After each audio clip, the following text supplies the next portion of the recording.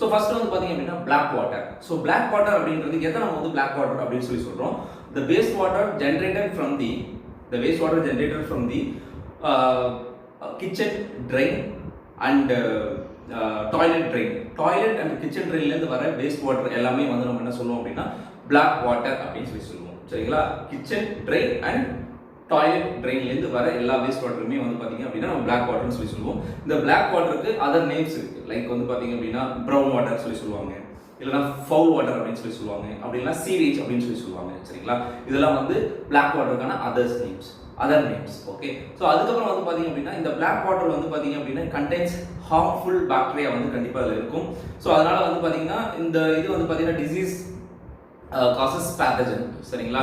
So இந்த water வந்து ரொம்ப ரொம்ப ரொம்ப ஹார்ம்ஃபுல் பாக்டீரியாலாம் தான் இது இருக்கும். இதை கண்டிப்பாக வந்து நீங்கள் சீரியஸ் ட்ரீட்மெண்ட் பிளானில் ட்ரீட் பண்ணிட்டு தான் அதுக்கப்புறம் நீங்கள் டிஸ்போஸ் பண்ண முடியும்.